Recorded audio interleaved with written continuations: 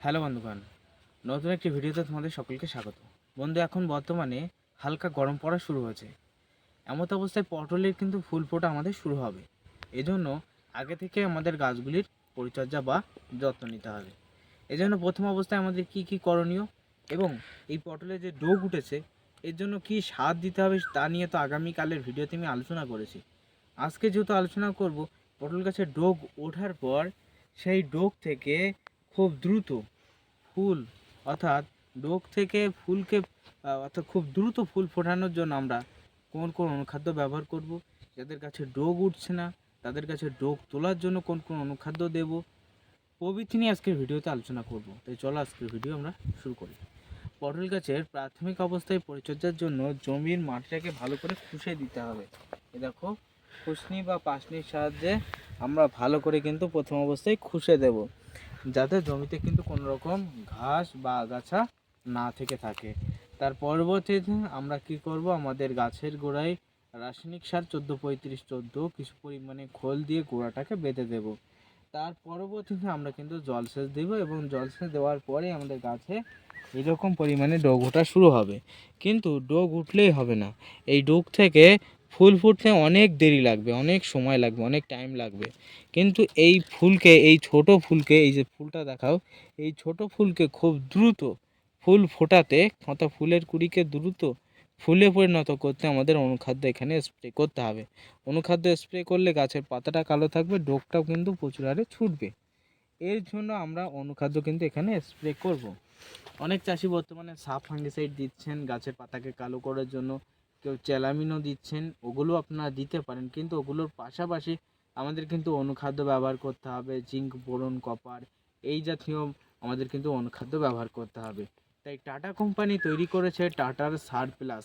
এই সার প্লাস অনুখাদ্যের ভিতরে রয়েছে জিঙ্ক, বোরন এবং ম্যাগনেসিয়াম, এই তিনটি উপাদান রয়েছে, যা গাছের শেকড়ের মাত্রাকে বৃদ্ধি পাবে। গাছের ওপরে স্প্রে করে দেবেন, এতে করে মাটির ভিতরে যদি আপনার মাটিতে রস থাকে তাহলে কিন্তু গাছের শেকড়ের পরিমাণ বৃদ্ধি পাবে।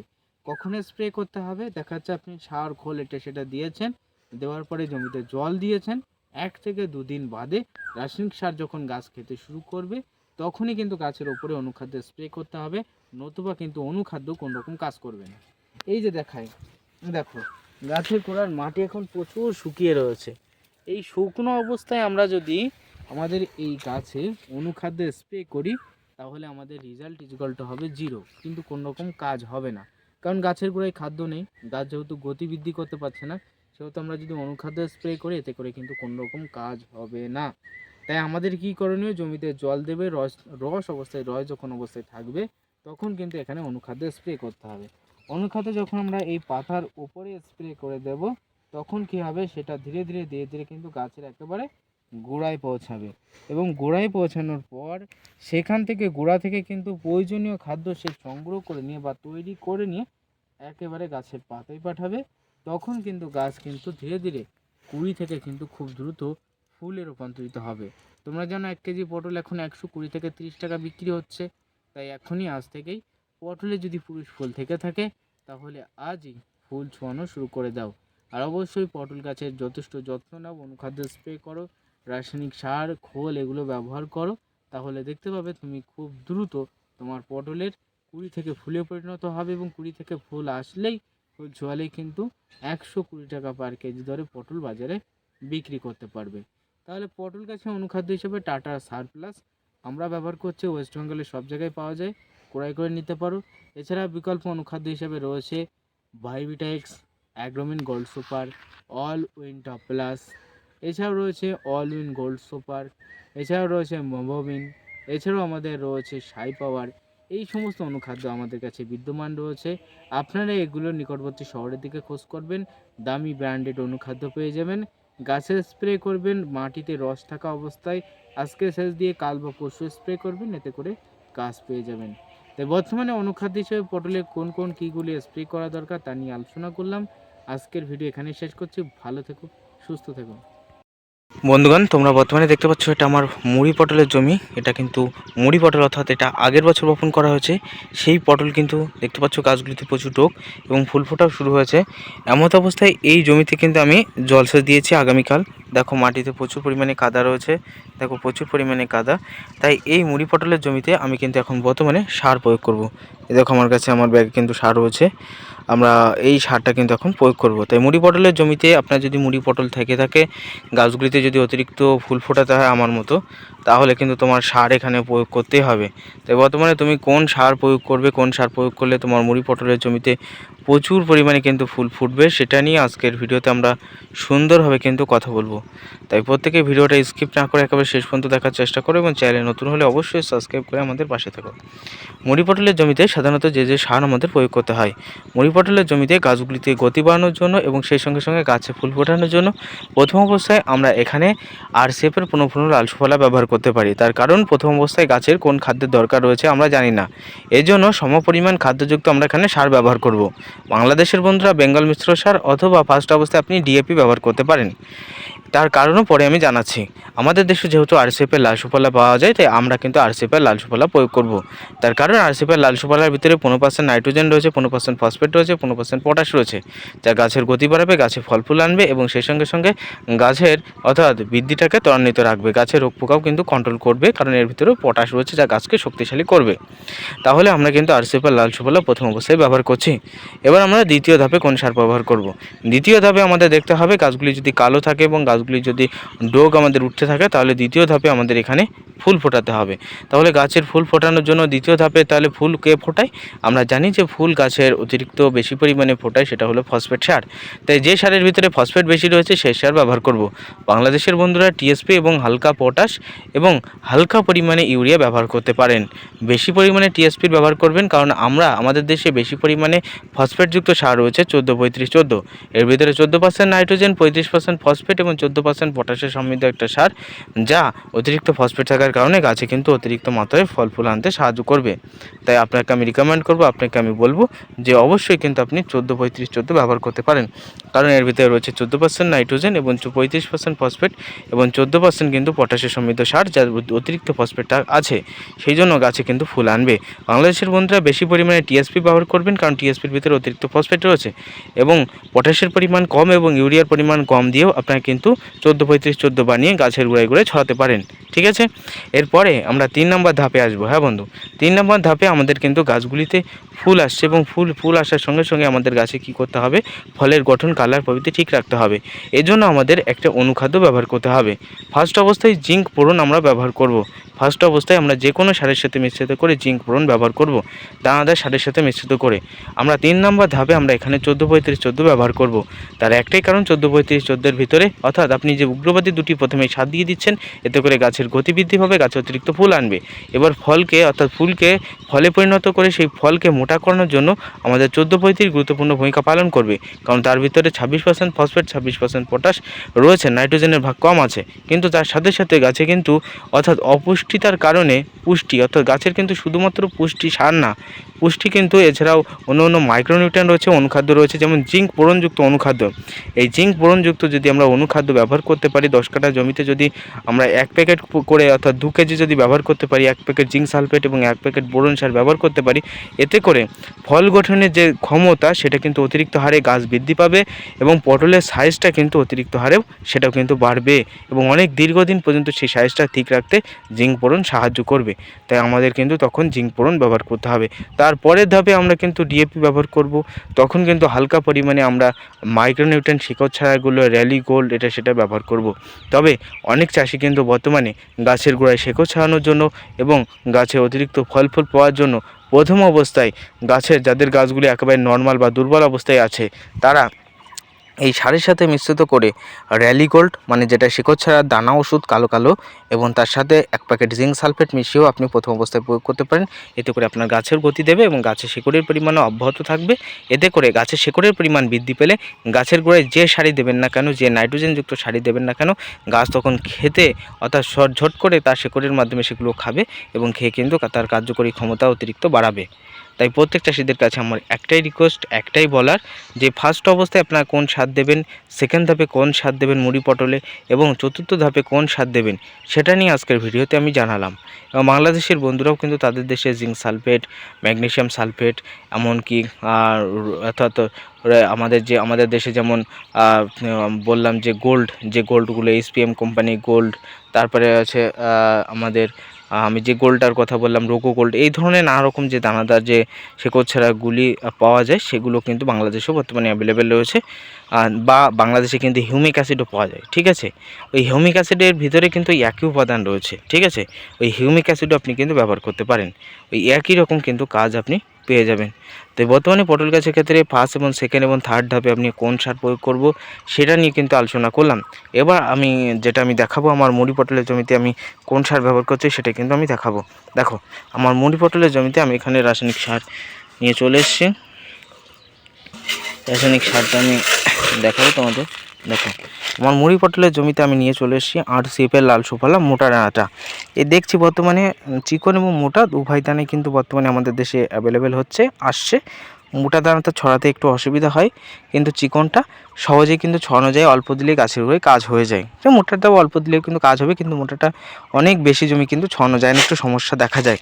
তখন আমরা 14-35-10-26-এর দিকে ঝুঁকি, তার কারণ 14-35-10-26-এর দানাগুলি অতিরিক্ত সূক্ষ্ম হয়, যা অল্প দিলেই গাছের গোড়ায় অনেক জায়গায় কিন্তু বিস্তৃত ছড়িয়ে যায়, এতে করে আমাদের কিন্তু সুবিধা হয়, ঠিক আছে। তাই কিন্তু আমরা তখন 14-35-10-26-এর দিকে ঝুঁকি।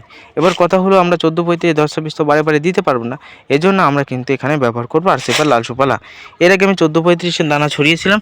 দেখো, আমার গাছের গোড়ায় এখনও ছোটো ক্ষুদ্র দানা এখনও পড়ে রয়েছে, যা তোমরা দেখতে পাচ্ছ ক্ষুদ্র দানা পড়ে রয়েছে, ওটা 14-35-এর দানা। এবং আমি সেকেন্ড ধাপে ব্যবহার করছি RCF লাল সুফলা। কারণ আমার এই জমিতে আমি 14-35 সেজন্য ব্যবহার করেছি, কারণ গাছে একটু হালকা গতি ছিল, দেখা এখনও গতি রয়েছে, এবং গাছে ফুল কম আসছিল, সেজন্য আমি কিন্তু 14-35 দিয়েছি। আশা করি 14-35 দিয়ে আমার গাছে ফুল আসা ধরেছে, ঠিক আছে। এই দেখো, ফুল আসা ধরেছে। পটলও কিন্তু এই যে ছোটো কিন্তু পটলও আসা ধরেছে। এবার কিন্তু সুফলাটা দিচ্ছে RCF লাল সুফলা, কারণ এটা দিলে 15% নাইট্রোজেন, 15% ফসফেট, পটাশ সবই আছে, যা গাছের গতি বাড়াবে, গাছের ফল ফুল বজায় রাখতে প্রভৃতি সাহায্য করবে। তাই কিন্তু আমি ব্যবহার করছি।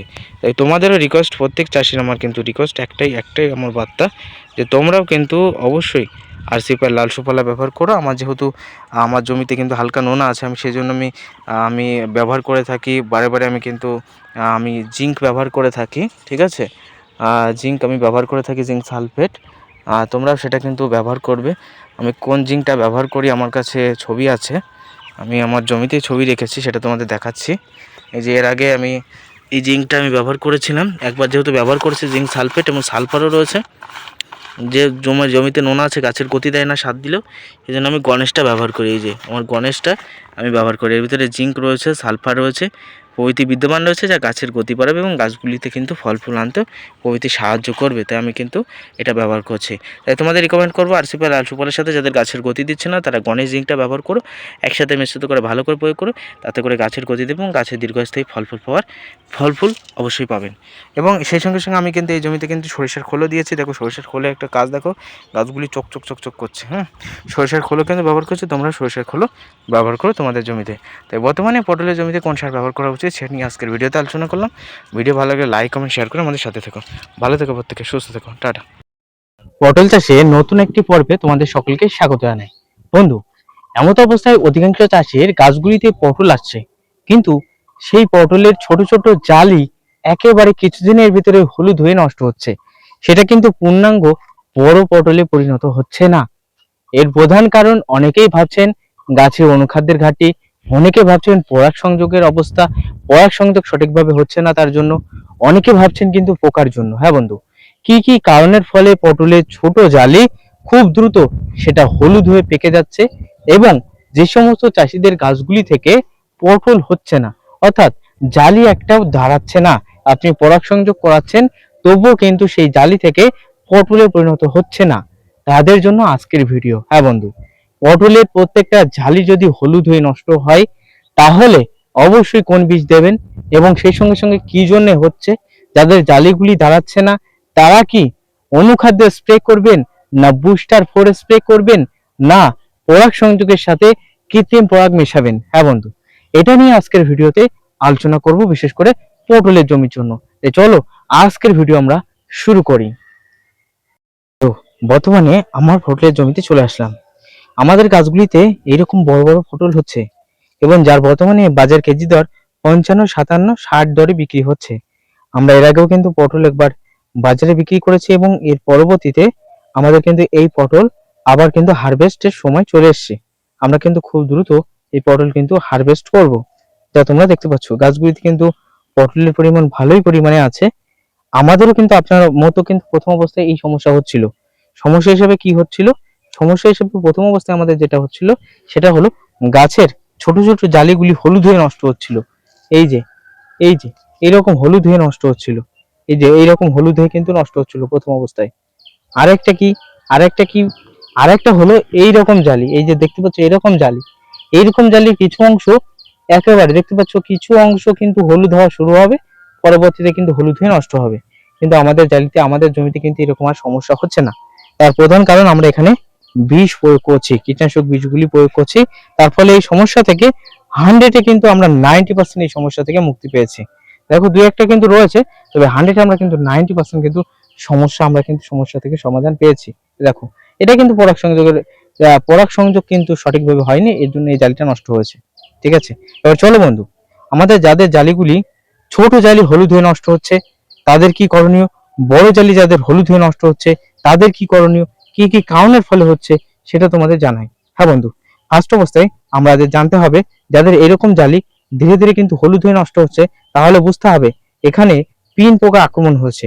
হ্যাঁ বন্ধু, পিন পোকা কি করে, এরা প্রথম অবস্থায় গাছে এসে বসে এবং গাছে এসে বসার পর তারা যখন কচি ফল টের পায় তখন সেই অংশ কিন্তু ছিদ্র করে এবং একটা অংশে তারা কিন্তু ছিদ্র করে না। এই পটলটা কিন্তু চারিদিক থেকে যখন ছিদ্র করবে, যারা যারা করবে, তখন কিন্তু সেই পটলটা ধীরে ধীরে ধীরে ধীরে কিন্তু একেবারে হলুদ হয়ে যাবে।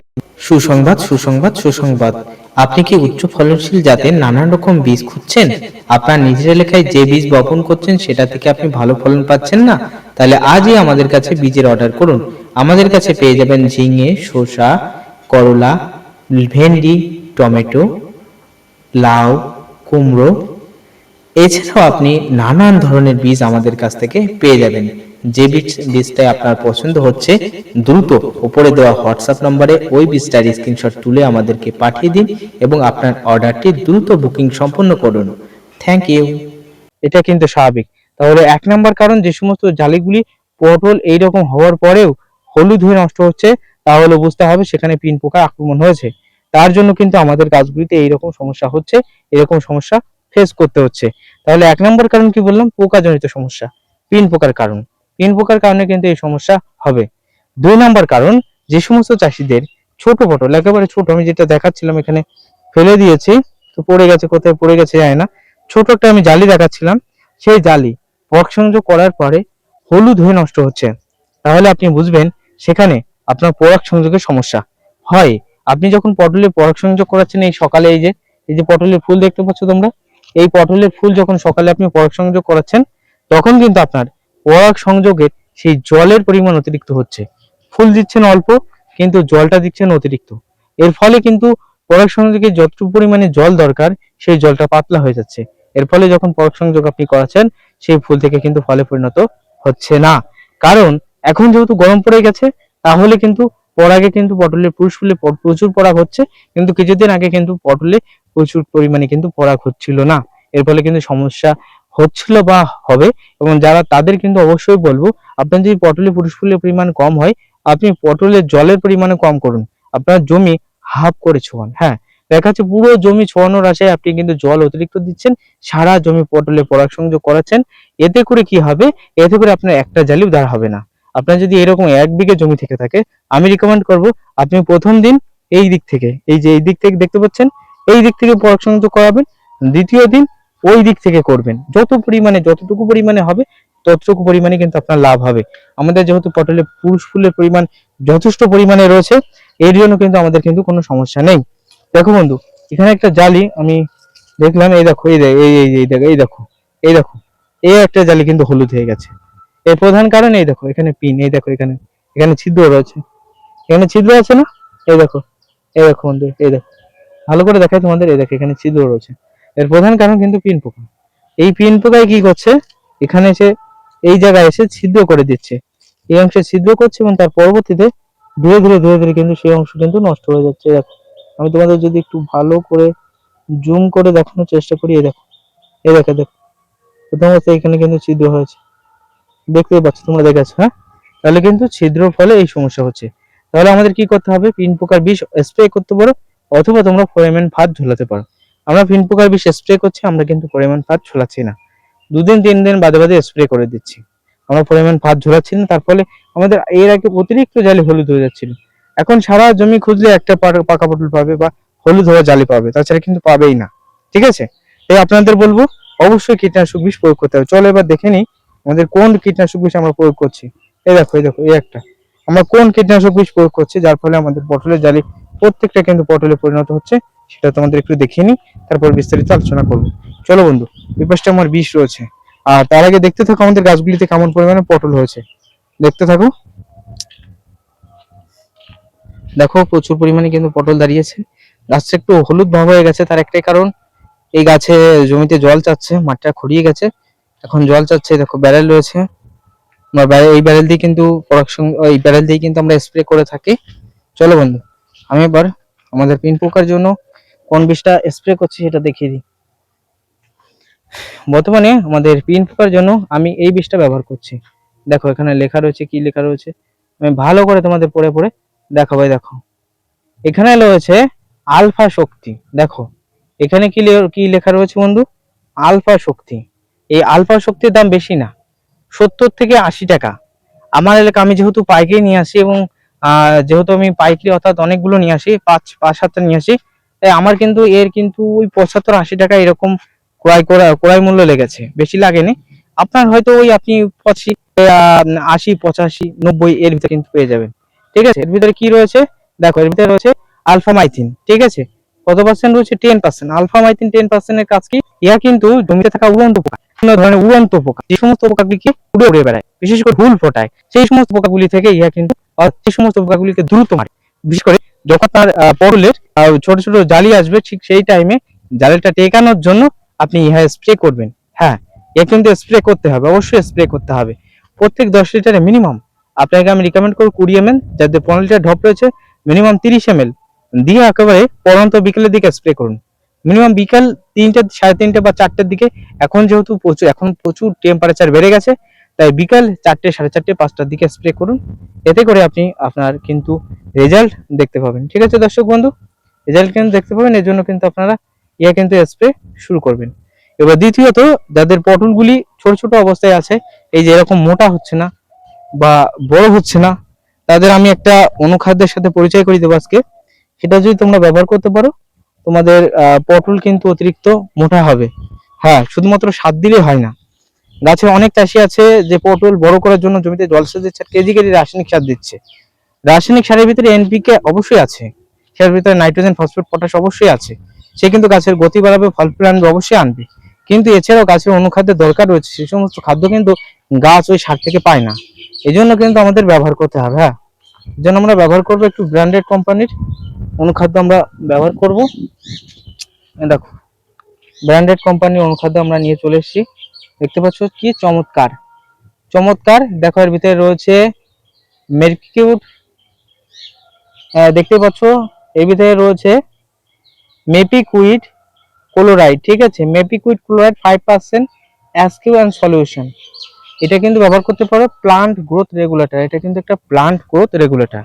ইয়া কি করে থাকে, ইয়া কিন্তু পটলের কালার, গঠন, সাইজ প্রভৃতি ঠিক রাখতে সাহায্য করে। গাছে যে ফুল আসছে সেই ফুলকে দ্রুত কিন্তু ফলে পরিণত করতে সাহায্য করে এবং ফলের গঠনটাকে ঠিক রাখতে সাহায্য করে, গাছে অতিরিক্ত ফুল আনতে সাহায্য করে, প্রভৃতি ক্ষেত্রে কিন্তু কাজ করে থাকে।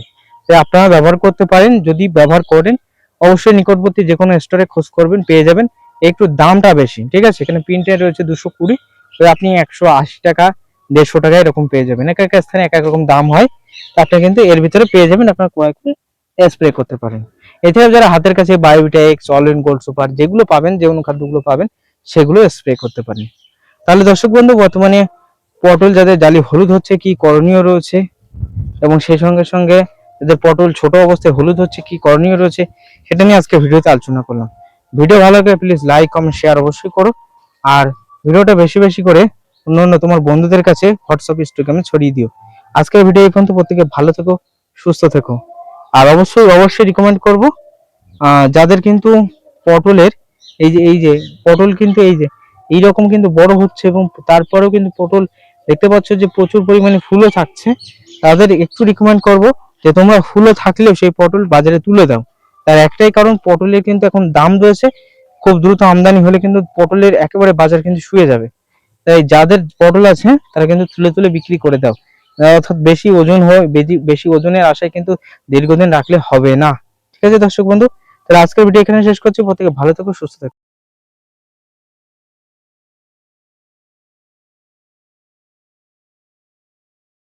বন্ধু, বর্তমানে এটা চলছে ফাল্গুন মাস। এই মাসে আমাদের পটল গাছগুলির পাতায় কিন্তু এরকম টিপ টিপ দাগ দেখা দিচ্ছে। দেখো, পাতায় কিন্তু হলদে হলদে হলদে হলদে এবং টিপ টিপ টিপ টিপ দাগ, গোল গোল চাকা চাকা দাগ হয়েছে। এই পাশটা দেখো হয়েছে, আবার এই পাশটা কিন্তু হয়নি। এর প্রধান কয়েকটা কারণ রয়েছে। কেউ আপনারা ভাবছেন এটা একটা পোকাজনিত সমস্যা, কেউ আপনারা ভাবছেন এটা একটা ছত্রাকজনিত সমস্যা, কেউ আপনারা ভাবছেন এটা একটা রোগ। এইটা কিন্তু অনেকেই কিন্তু এই সমস্যা ফেস করছেন বা এটাই কিন্তু ভাবছেন। আমি তাদের বলবো বন্ধু, হ্যাঁ, এটা পোকাজনিত কারণের ফলে হতে পারে, আবার কিন্তু ভাঙাজনিত কারণেও হতে পারে। এটা আপনাকে বুঝে নিতে হবে কী জন্য হচ্ছে, এর সমাধান কী রয়েছে, কোন ওষুধ ব্যবহার করতে হবে। বাজারে তো নানান কোম্পানির ফাঙ্গিসাইড রয়েছে, ম্যাটালেক্সি গ্রুপের রয়েছে, কার্বনডাজিম ম্যাঙ্কোজিম গ্রুপের রয়েছে, ফিব্রোনিল, নানান রকমের কিন্তু ওষুধ কিন্তু বাজারে বর্তমানে রয়েছে। নেটিভও রয়েছে, তার ভিতরে কিন্তু নানান রকম উপাদান, হেক্সোকোনাজল এবং এছাড়া নানান রকম উপাদান কিন্তু বর্তমানে বিদ্যমান রয়েছে। কোন ফাঙ্গিসাইডটা দিলে কাজ হবে বা কোন ওষুধটা দিলে কাজ হবে সেটা নিয়ে আজকের ভিডিওতে সুন্দরভাবে আমি আলোচনা করব। তাই চলো আজকের ভিডিও আমরা শুরু করি। প্রথমেই আমরা এই পাতার নিচটা ভালো করে পরীক্ষা করব, ভালো করে দেখব এই পাতার নিচে আমাদের কি সমস্যা রয়েছে। পাতা যখন ওপরে সমস্যা হচ্ছে, তার প্রধান কিন্তু সমস্যা প্রথমে নিচে থেকে কিন্তু শুরু হবে। তাই আমরা কিন্তু এটা উল্টে দেখব। দেখো, উল্টে আমরা কি দেখতে পাচ্ছি, এখানে অনেকগুলো কিন্তু পোকার, অর্থাৎ অ্যাকচুয়ালি এক ধরনের ডাল ডাল পোকার এখানে কিন্তু ডিম আমরা দেখতে পাচ্ছি।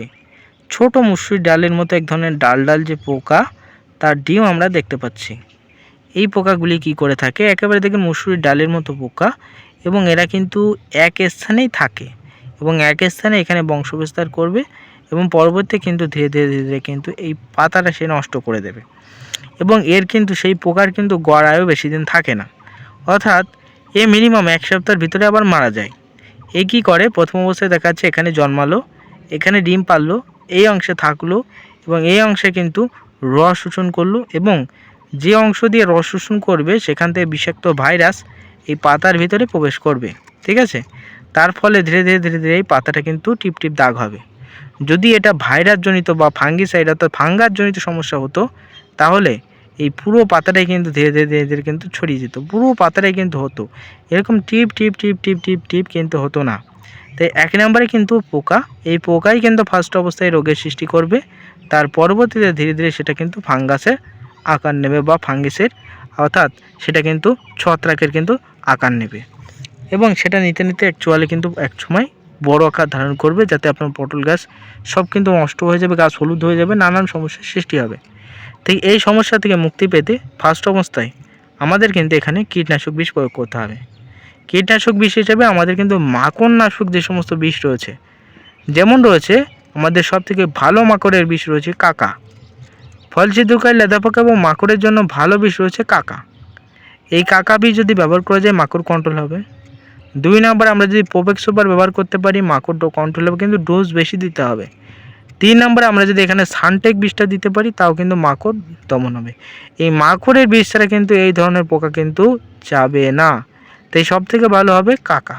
এই কাকা বিষটা দেবেন প্রত্যেক 10 লিটারে মিনিমাম 20 ml এবং 25 লিটারে ড্রপ থাকলে মিনিমাম 25 ml জলে গুলে ভালো করে স্প্রে করুন। এবং যদি আপনি প্রোপেক্স সুপার দেন, তাহলে আমি রিকমেন্ড করবো প্রোপেক্স সুপারের সাথে যে কোনো সাদা মাছির ওষুধ ভালো করে মিশ্রিত করে দিন। 15 লিটার ধবে মিনিমাম 35 ml দিন, একটু ডোজ বেশি দিন, দিয়ে সপ্তাহে 2 দিন স্প্রে করুন। ঠিক আছে। করার পর দিনই যেদিন আপনি স্প্রে করলেন তার পর দিনই কী করবেন, আপনার গাছের পাতাটাকে ভালো রাখার জন্য, চকচক রাখার জন্য, পাতায় যাতে কোনো রকম ছত্রাক আক্রমণ না করতে পারে, এটা যেন না বাড়তে পারে, সেই জন্য আপনি বাজার থেকে ক্রয় করে আনবেন ইন্দোফিলের স্প্রিন্ট ফাঙ্গিসাইড। হ্যাঁ বন্ধু, আপনাকে অন্য অন্য ফাঙ্গিসাইড ক্রয় করলে হবে না। হ্যাঁ, দামি দামি ফাঙ্গিসাইডও আছে, সেগুলোর নামও আমি জানিয়ে দিচ্ছি। তবে যারা অনেক চাষি আছে, অতিরিক্ত টাকা নেই, কম টাকায় কিন্তু চাষ করে থাকে, তাদের আমি রিকমেন্ড করবো ইন্দোফিলের স্প্রিন্ট ফাঙ্গিসাইড। আপনি আপনার পটলের জমিতে নিয়মিত দিন। আপনি অনুখাদ্য দেওয়ার দরকার নেই, আপনি ফাঙ্গিসাইড দিন। ফাঙ্গিসাইডের ভিতরে অনেক রকম কাজ রয়েছে, অনুখাদ্যরও কিন্তু কাজ করবে, ফুল ফোটাতেও কিন্তু সাহায্য করবে, গাছের পাতা কালো করতে সাহায্য করবে। তাই প্রত্যেক 10 লিটার ঢপে মিনিমাম 20 গ্রাম আপনি ইন্দোফিলের স্প্রিন্ট ফাঙ্গিসাইড সপ্তাহে মিনিমাম 1 দিন করে স্প্রে করুন। নিয়মিত স্প্রে করবেন, সপ্তাহে 1 দিন করে স্প্রে করবেন। তাতে করে দেখবেন আপনার পাতায় এরকম দাগ আসা বন্ধ হবে এবং আপনার পাতা সুস্থ সবল থেকে প্রচুর পরিমাণে গাছের পাতা কালো কুচকুচে থাকবে এবং প্রচুর হারে কিন্তু আপনি উচ্চ ফলন পেয়ে যাবেন। ঠিক আছে। তাই বর্তমানে যাদের পাতায় এরকম সমস্যা হচ্ছে তারা কোন ওষুধ ব্যবহার করবেন সেটা নিয়ে কিন্তু আমি সুন্দরভাবে জানিয়ে দিলাম। তাই আজকের ভিডিও আমি বেশি লং করব না, যেহেতু আমি মাঠে কাজ করছি। আজকের ভিডিও বেশি লং করব না, আজকের ভিডিও এই পর্যন্তই শেষ করছে। প্রত্যেকে ভালো থেকো, সুস্থ থেকো, আর অবশ্যই ওষুধগুলো ব্যবহার করো। আর একটা কথা, যারা দামি ফাঙ্গিসাইড ব্যবহার করতে চান তারা বায়োরের মার্শাল ব্যবহার করতে পারেন। 100 গ্রামের দাম রয়েছে 320 টাকা, আর ইন্দোফিলের স্প্রিন্ট 120 টাকায় পেয়ে যাবেন। এছাড়াও আপনারা কিন্তু এখানে ব্যবহার করতে পারেন লুনা, এছাড়াও কিন্তু নেটিভও ব্যবহার করতে পারেন। ঠিক আছে, নেটিভও ব্যবহার করলে কাজ হবে, তবে ডোজ কম দিতে হবে। তবে এখন যেহেতু গ্রীষ্মকালে, এখন নেটিভও না দেওয়াই ভালো। হ্যাঁ, আপনার কম দামের ফাঙ্গিসাইডগুলো ব্যবহার করুন। নেটিভ অ্যাকচুয়ালি পচা রসের কাজ করে, তবে এই পাতা কিন্তু এই সমস্যা থেকে মুক্তি করে নেটিভও। তাই আপনারা কিন্তু কম দামের ফাঙ্গিসাইডগুলো অবশ্যই এখন ব্যবহার করুন। পরবর্তীতে বর্ষাকালে আসলে তখন দামি দামি ফাঙ্গিসাইডগুলো ব্যবহার করবেন। কম টাকার ওষুধেও কিন্তু কাজ আছে। সর্বপ্রথম কিন্তু ডাইথেন M45 ফাঙ্গিসাইড ছিল, আর কিন্তু কোনো রকম ফাঙ্গিসাইড ছিল না, সেটা দিয়ে মানুষ কিন্তু কাজ চালিয়েছে। তাহলে আমরা সেই সমস্ত ফাঙ্গিসাইড কিন্তু দেওয়া এখন বন্ধ করে দামি দামি নানা রকম ফাঙ্গিসাইড ছত্রাকনাশক ব্যবহার করছে। এতে করে কি হচ্ছে, আমাদের কাজ তো অনেকেই হচ্ছে না, বরঞ্চ আমাদের গাছও কিন্তু ক্ষয় হয়ে যাচ্ছে। তাই আপনাদের আমি রিকমেন্ড করবো, অবশ্যই আমি যে ওষুধগুলোর কথা বললাম, তথ্য দিলাম, সেগুলো ব্যবহার করে আপনি আপনার গাছকে ভালো রাখুন। আজকের ভিডিও এই পর্যন্তই। প্রত্যেকে ভালো থাকবেন, সুস্থ থাকবেন।